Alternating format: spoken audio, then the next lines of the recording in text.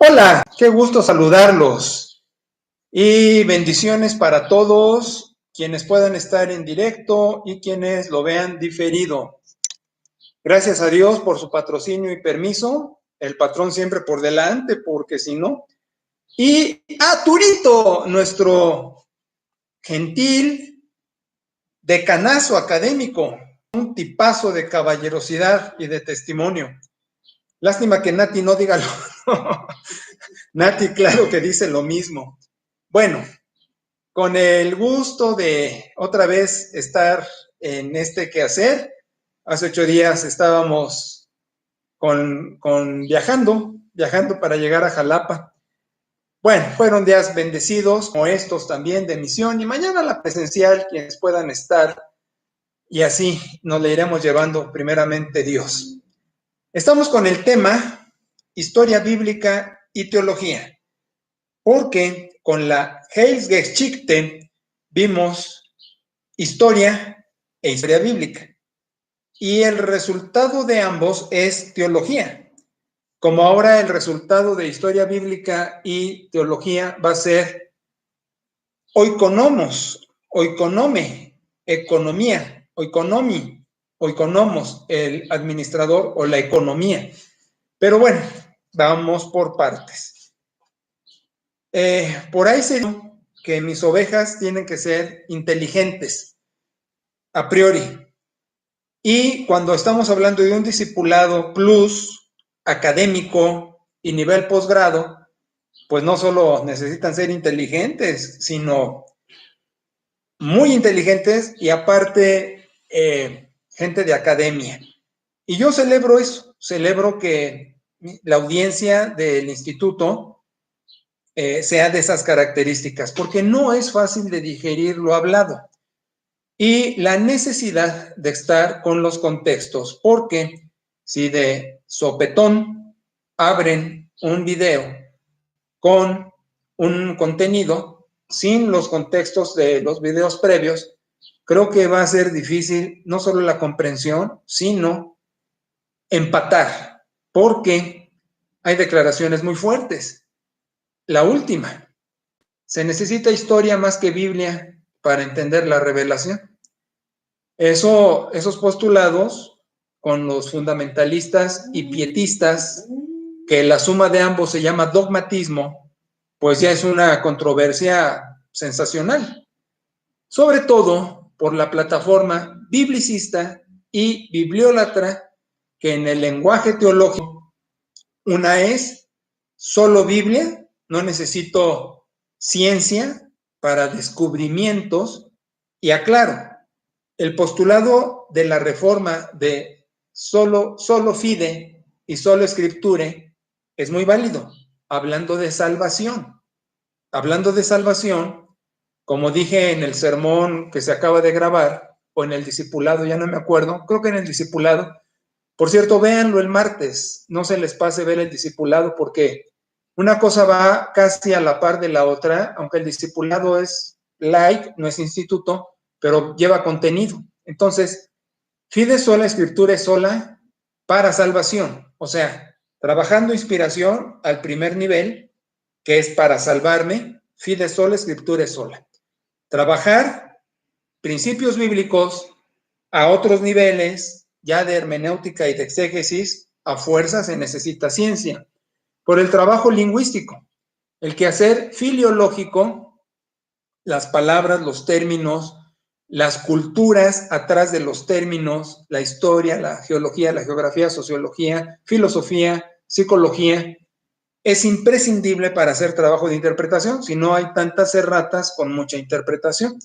Entonces, como este quehacer es doméstico, aunque tenemos el riesgo que esto queda en la nube, o no sé cómo se diga, de donde otros ajenos al linaje pueden tener acceso, pues obviamente les va a hacer daño y no lo recomiendo.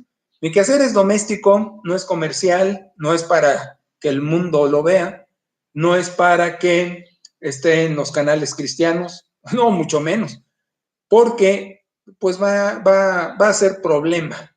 Y entonces, este quehacer es doméstico, es casa, linaje, familia, linaje, y no se diga es para academia, Discipulado Plus, gente inteligente, gente académica. Bien, entonces decimos, la historia bíblica es un mito. Podría decir, está rodeada de mitos, pero voy a globalizar, a generalizar y voy a decir, la historia bíblica es un mito. Ya no quisiera estar repitiendo tanto los términos, sus definiciones, pero voy a curarme en salud. Mito, palabra griega que quiere decir mentira, y en la teología se emplea para ello, hablar de fábulas, de mentiras, las deidades paganas griegas, etcétera, la mitología romana, la mitología griega. En teología, el término mito es una palabra de nuestra jerga teológica que describe una hipótesis, pero a diferencia del método científico, que la hipótesis va a requerir comprobación a través de su procedimiento, acá no requiere, por eso no le decimos hipótesis, sino sería hipótesis. Pero como la hipótesis requiere comprobación en el método científico para declarar un enunciado, nosotros declaramos enunciados en base a no la posibilidad de comprobación. Pero esto no quiere decir el descartar su veracidad o su historicidad. Pero no somos bibliólatras. Es decir, podemos decir que el mito está constituido de elementos ajenos a la verdad, que no por esto quiere decir que no es legítimo. Si me explico, el bibliólatra, la bibliolatría en la jerga teológica es académico, biblicismo y bibliolatría son términos académicos teológicos.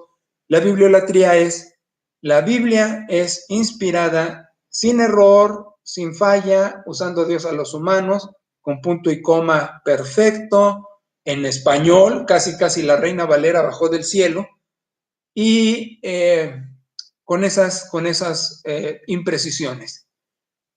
El exégeta dice, la revelación que llega por inspiración y que luego requiere iluminación y que luego requiere manifestación, que iluminación es la comprensión de la inspiración, que en el primer nivel me sirve para salvación y en siguientes niveles no es suficiente la pura iluminación del Espíritu Santo, sino requiero herramientas con la bendición de Dios también, como las que ya mencioné, para hacer trabajo de exégesis o de hermenéutica y tener la mejor interpretación. Entonces, estamos diciendo, sí, la historia bíblica está llena de mitos o de mito, porque no se puede comprobar. Vamos, ni siquiera se puede comprobar con el historismo, acuérdate, puras palabras técnicas estoy empleando. Historismo, historicidad, quiere decir que tengo la historiografía suficiente para legitimizar los eventos. La historiografía se refiere a documentación. Y esta documentación tendrá registros articulados, es decir, no por escrito, pero por escrito habrá referencias a articulaciones previas, pero al fin queda en la historiografía. La historiografía como ciencia en el historicismo o en la historicidad comprueba cosas. En el mito bíblico no tenemos la posibilidad de comprobar cosas, pero no decimos que son mentira, no, las creemos, pero no puedo comprobarlas, pero admito su falacia, no sobre las verdades inspiradas. Las verdades inspiradas, esos son, dice la Escritura, toda la Escritura es útil e inspirada por Dios. Sí, Dios inspiró conceptos, inspiró verdades, inspiró principios. ¿Qué es lo sujeto a falacia? Lo que el autor registra de esta verdad escritural alrededor de ella en su explicación, en su comprobación, en su aplicación o en su repetición. ¿Por qué? Porque el sujeto nunca fue un robot y estaba, vaya pleonasmo, el sujeto estaba sujeto a su falta de ciencia, su ignorancia histórica, sus prejuicios contemporáneos, el gran sincretismo que tuvo, la mezcla de ideas religiosas que afectan su historiografía, porque al final la escritura también es un documento historiográfico, pero no podemos comprobar nada del mito bíblico con la historiografía científica. Vamos, ni el nacimiento de Jesús. Estamos diciendo, el nacimiento de Jesús fue cierto, fue histórico, fue veraz, todo lo que narra la escritura es veraz, pero no puedo comprobarlo con la historicidad. No tengo elementos. Entonces, aquí viene lo que manejé en la primera parte de historismo, cuando dije, y qué curioso que la historia antigua se medía en las civilizaciones paganas por inicio. Y no solo civilizaciones paganas, sino el judaísmo mismo, los semitas, cuentan la historia por inicio. Estamos diciendo por un principio. Por eso suman toda la edad hasta hoy día. Y les dije, creo que están por 7,000, por 5,000, ya ni me acuerdo. Yo tengo el dato por ahí porque con el rabino tenía mucho contacto, pero ya me se olvidó. Pero ellos datan la historia mundial por viejas 7,000 años. Fíjate. En cambio, la historia occidental se cuenta por eventos. ¿Sí? Qué linda, qué aplicada mi perita. Oh, pues. Por eventos centrales. Y para contar la historia occidental, mundial, aunque hay civilizaciones que tienen otro registro, como los gringos tienen otra manera de medir, no como la nuestra, el sistema decimal, sino tienen otro, y también de peso, a través de Cristo, fíjate. Decimos antes de Cristo, decimos después de Cristo, sin tener manera de comprobarlo histórica por la historia científica. Te estoy diciendo, es una paradoja que la historia científica no puede comprobar la historicidad del evento del nacimiento de Jesús, pero admite su nacimiento y mide la historia con imprecisión porque le falló por 3 o 4 años, pero esto ya es de calendario, si no me voy a meter a ello. Pero dice antes y después de Cristo, sin tener manera de comprobar el nacimiento de Jesús, a menos que entre a los testimonios de fe bíblicos. ¿Ok?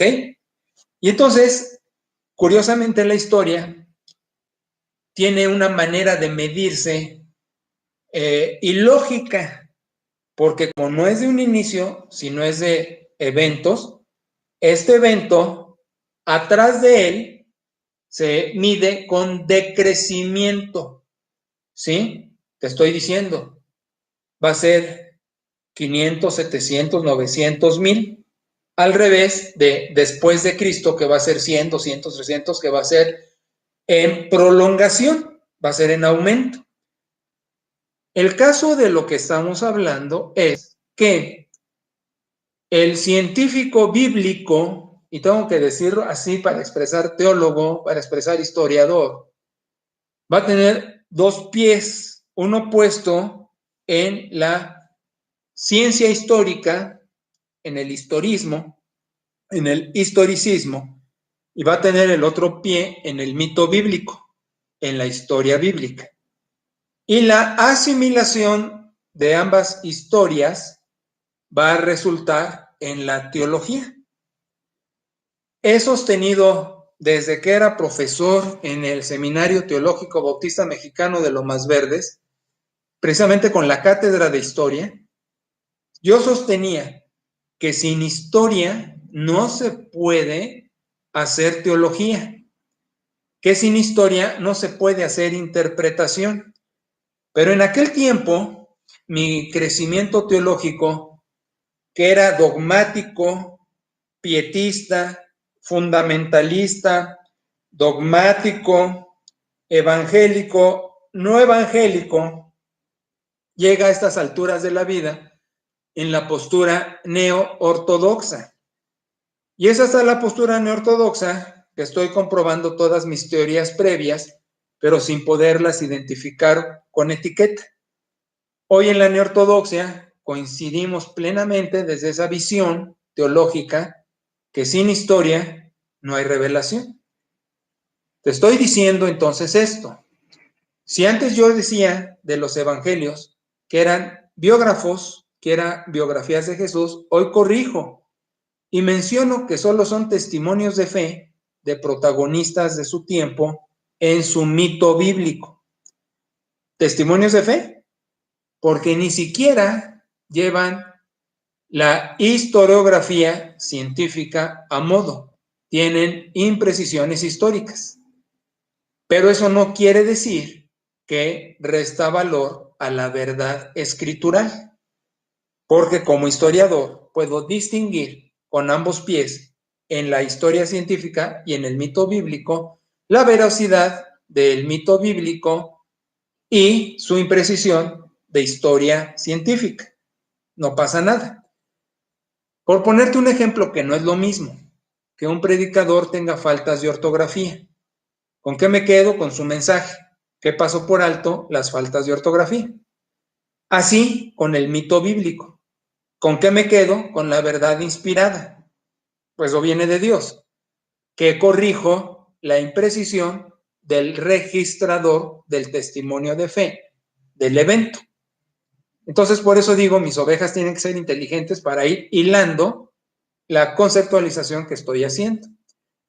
Entonces, con esto te estoy diciendo, no sufrimos biblicistamente porque usamos herramientas académicas.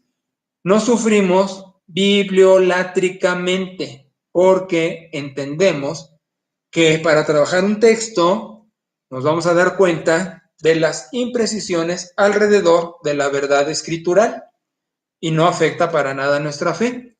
Pero sí concluimos que se requiere la misma fe que necesitaste para ir a Jesucristo como Salvador Señor, la necesitas para recibir el principio escritural en la Biblia como para leer la historia. Fíjate qué interesante fundamento. Y fundamento no me refiero al fundamentalismo, me refiero al cimiento. Sin fe es imposible agradar a Dios. Verdad inspirada. Sin fe es imposible agradar a Dios.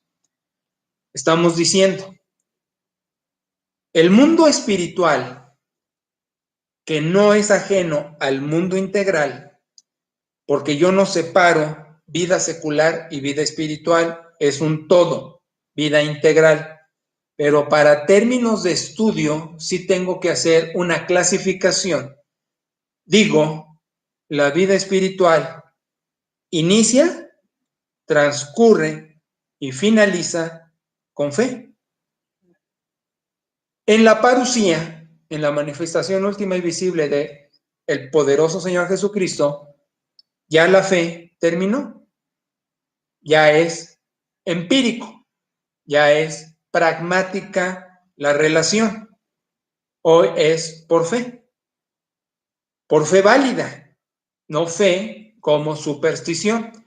Tuve un trabajo por escrito que ya quién sabe dónde quedó, yo no conservé nada, que mi tesis era la fe es supersticiosa o la superstición suplanta la fe en las iglesias. Mi tesis era que la gente en las iglesias vive por superstición y no por fe, porque la fe es diferente a la superstición como se maneja en las iglesias, porque la superstición te lleva a ser bibliócrata, a decir, el testimonio bíblico, aparte de la verdad inspirada, que yo siempre voy a defender, la verdad inspirada es inerrable, no puede tener error, viene inspirado de Dios. Lo que hay alrededor sí es falible y el bibliólatra dice que no. Entonces la fe supersticiosa es asumir que individuos de otras civilizaciones, historias, antigüedad, limitaciones, ignorancia, iban a ser divinidades y que iban a tener un registro perfecto. Eso es imposible. A ver, ¿cómo Moisés? Si fue Moisés, porque en Alta Crítica, en Exégesis, que trabajamos paternidad literaria, también nos damos cuenta que ha sido ficciosa muchas autorías de libros bíblicos y que han quedado porque pues así quedó, pero no eran los autores, que al final no tiene importancia porque Dios iba a emplear a fulano o a mengano para mandar una verdad inspirada. Pero bueno, ¿cómo Moisés describe la creación? Con anomalías.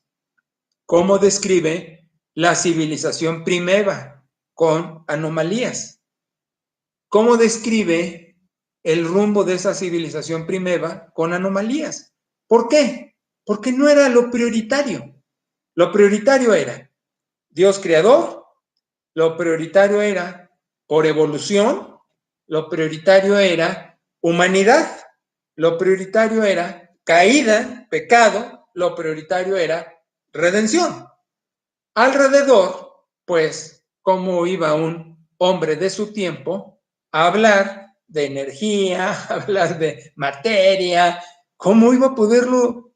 Mira, ¿cómo describe que el Señor cubre la creación? El verbo hebreo que emplea es empollar. Ve a la gallina, ve que cubre el huevo y dice, Dios está empollando la tierra. Literalmente no lo puedes tomar. Describe alegóricamente una verdad que estaba súper lejos de él, como lo está de nosotros. ¿Cómo hablas de cómo cubre Dios el universo? Pues me quedo con empollar de Moshe. Pero, ¿es eso es literal? No, es científico menos. Entonces, lo que te estoy hablando es, el mito bíblico está sujeto a perfeccionar el descubrimiento de la verdad bíblica por exégesis hermenéutica y precisar lo que el autor pretende con sus limitaciones exponer a la par de la verdad bíblica, como en el nacimiento de Jesús, que tienen un Salvador, que es Cristo el Señor, y ponerlo en un escenario de los persas con sus seres alados alrededor, haciendo fiesta. Entonces, así, el creyente con fe admite Dios Señor, revelación, mito verdadero, bíblico, no poder, pero sin posibilidad de comprobación, historia científica con herramientas para hacer trabajo interpretativo y de comprobación, pero alrededor de todo eso, ¿cómo empieza? Con fe. La fe es el fundamento, insisto, esencial y prioritario para un encuentro con la divinidad. Encuentro que no es una aceptación de verdades, que no es una comodidad de la liturgia, que no es una simpatía con los elementos que forman la liturgia. Vamos, ni siquiera con una amistad con los protagonistas de liturgia. Fe, en resumidas cuentas, es un encuentro con Jesucristo como Salvador Señor. Un encuentro donde el individuo abre su corazón y dice, soy pecador, no soy capaz, necesito un Salvador. Llévame al cielo, tomado de tu mano y en un crecimiento de discipulado. Así se inicia todo. Con eso, entonces, veo la Escritura como palabras de la palabra de Dios. La palabra de Dios per se, por origen, es Jesucristo, porque Dios habla a través de él. Y el testimonio bíblico lo revela.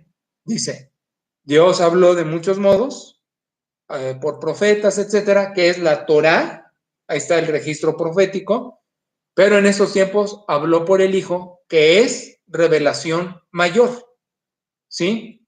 La palabra divina por excelencia es Jesús, el Logos, el Cristo. Las palabras acerca de la palabra es el registro bíblico inspirado. Son testigo de Jesús, apunta a Jesús. La Biblia no apunta a sí misma. Por eso detesto en el fundamentalismo la himnología Santa Biblia para mí y todo eso. La Biblia no apunta a sí misma. La Biblia no es una diosa como lo hace la bibliolatría. La Biblia está sujeta a trabajo, a interpretación. No la verdad inspirada, sino el desarrollo de la misma y lo que no es sujeto a comprobación.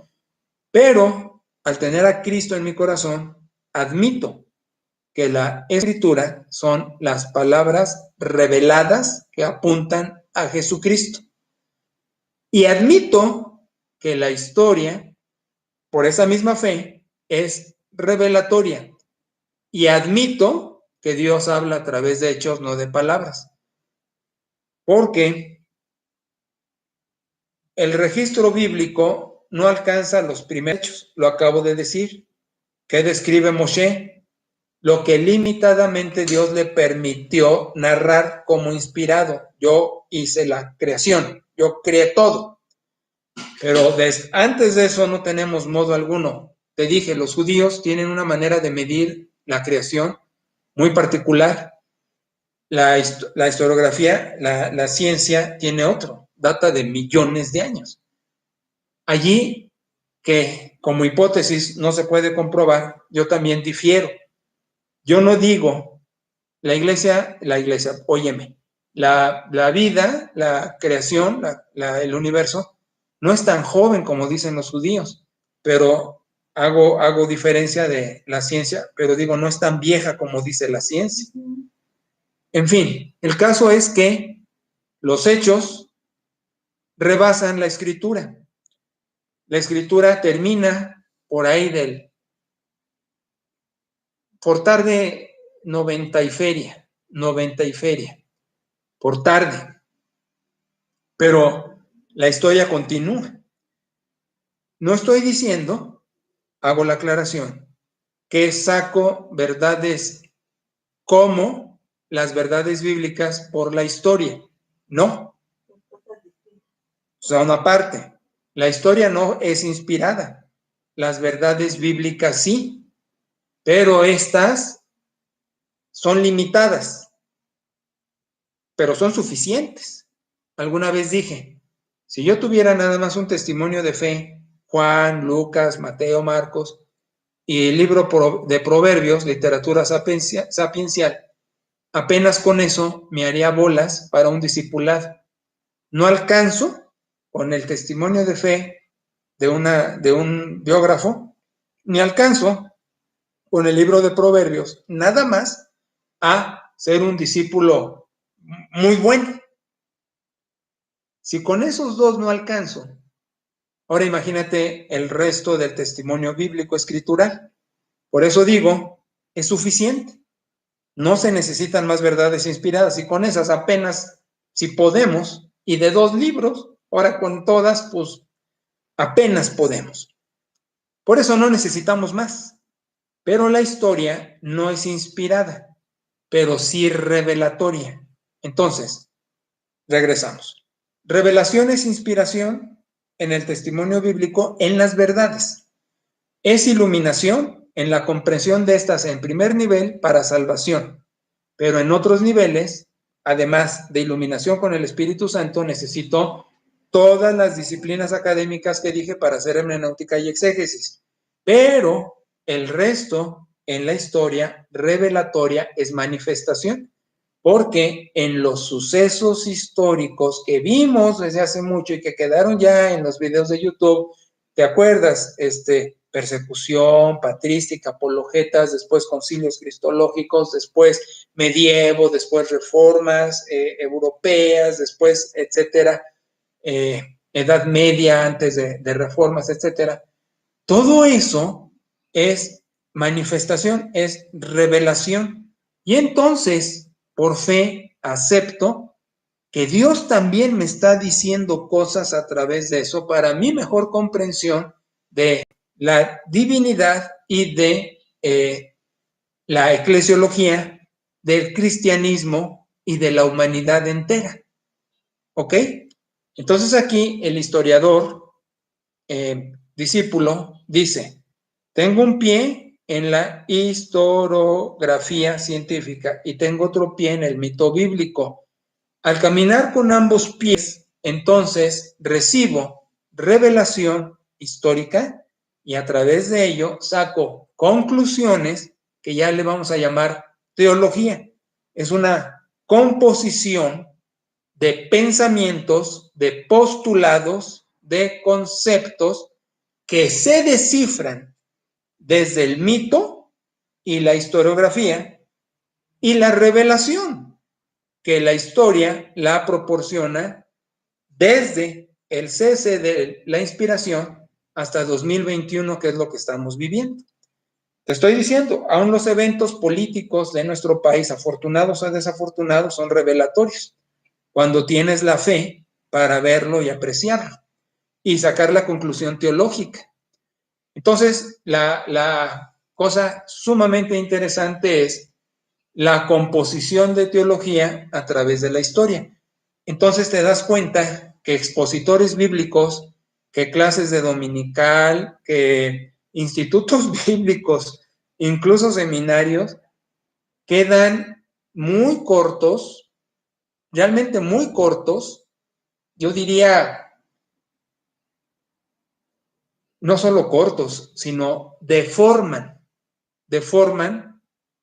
al estudiantado y le dan una imprecisión salvaje, me atrevería a pronunciarlo así, del concepto de vida contemporánea, porque se quedan realmente, en el pasado.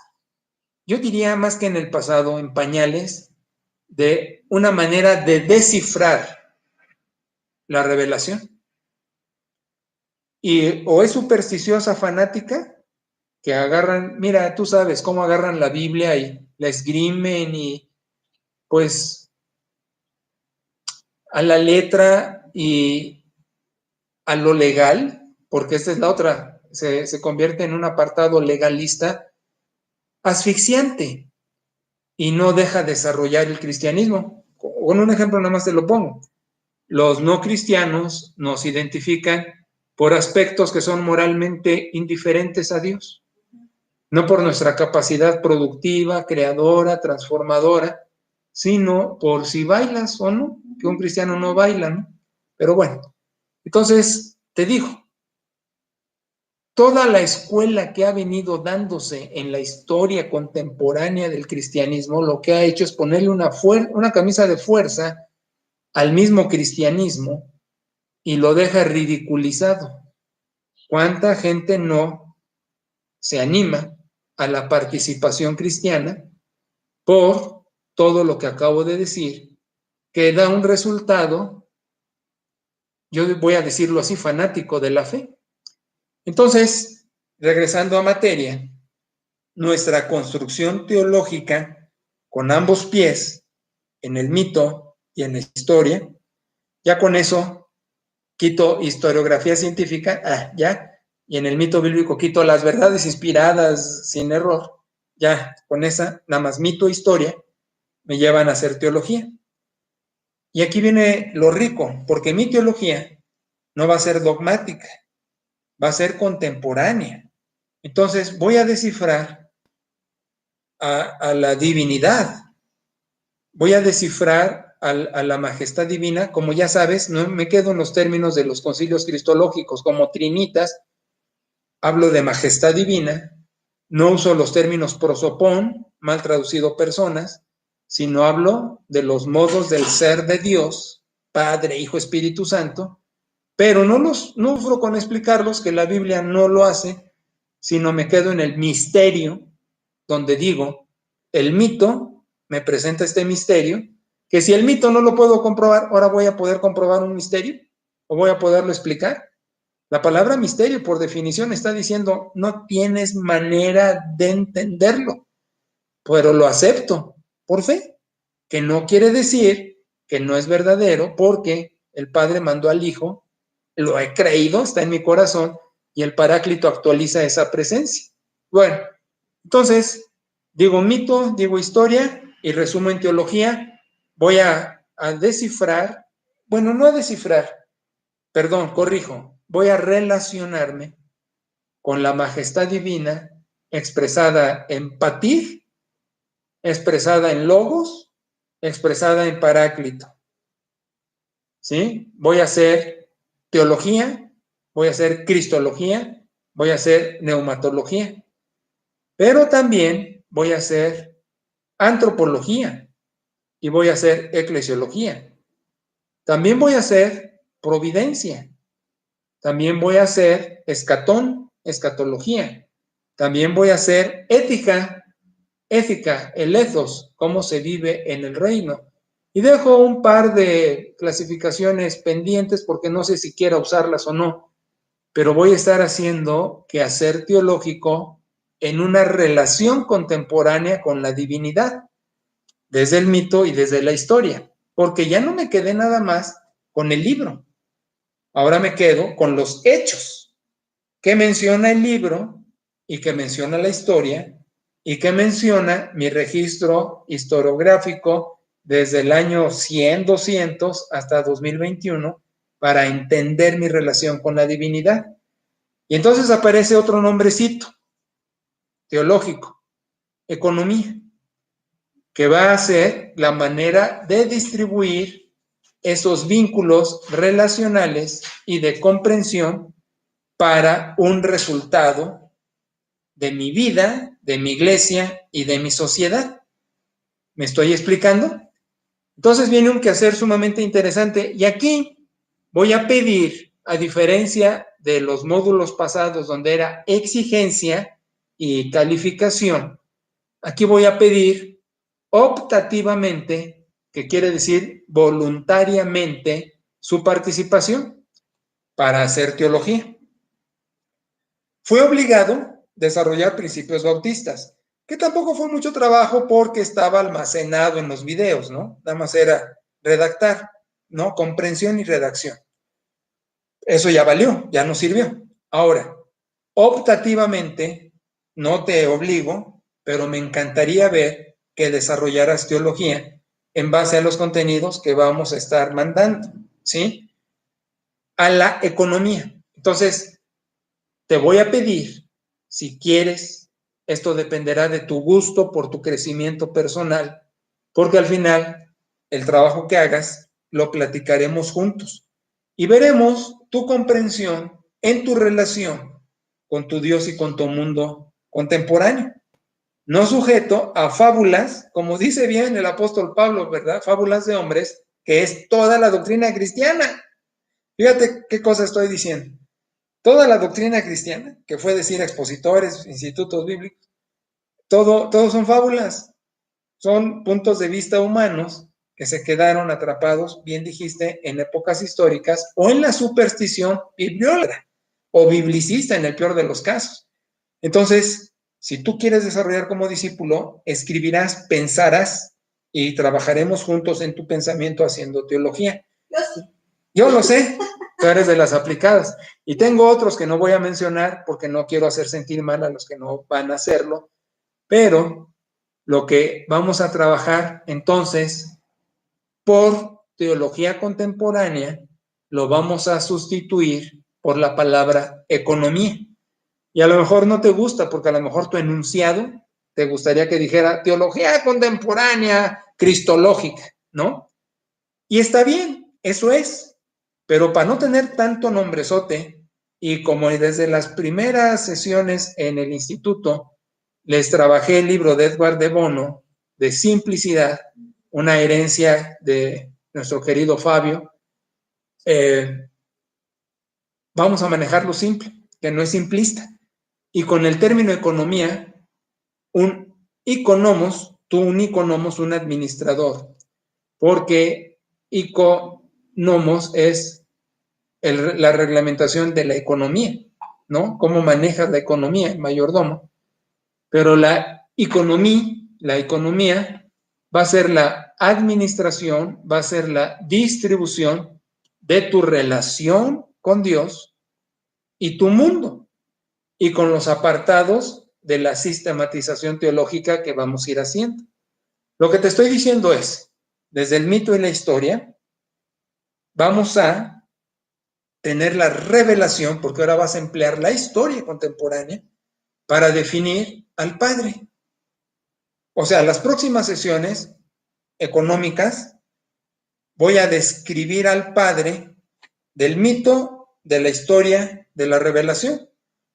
Y vamos a ver un Padre en los 50, en los 60, en los 40, oye, en los 30, en ambas guerras mundiales, en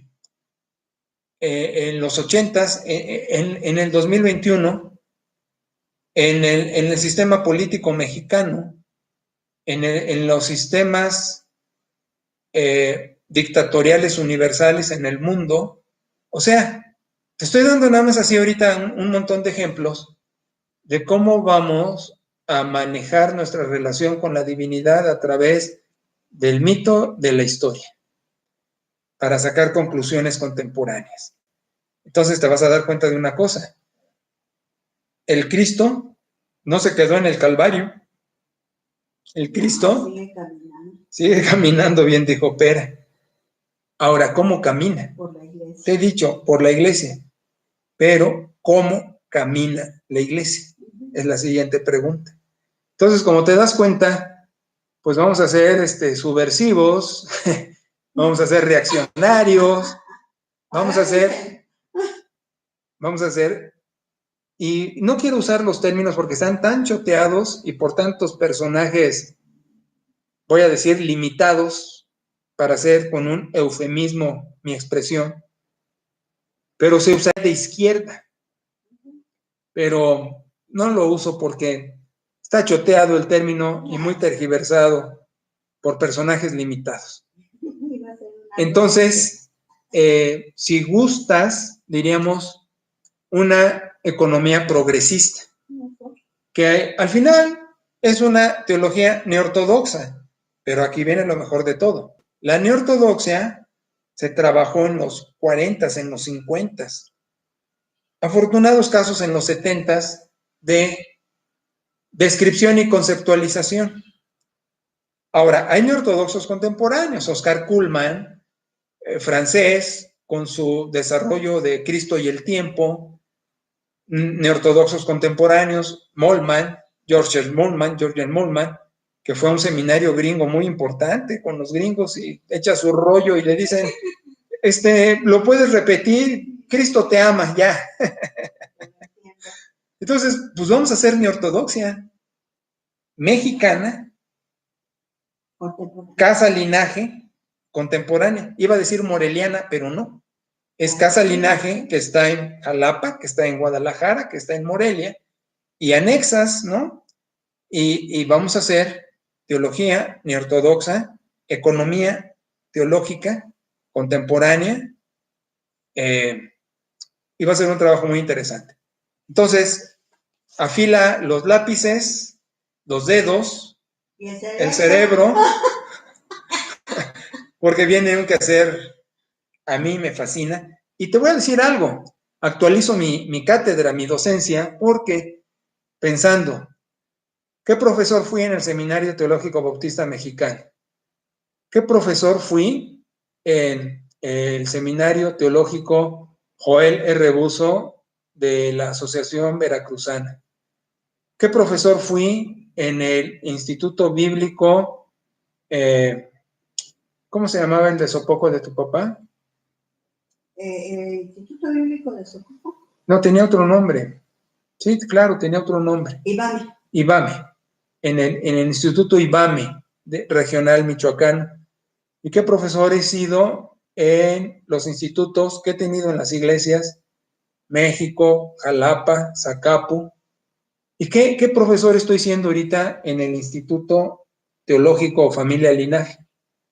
Y hay un progreso definitivo, como con los escritores bíblicos.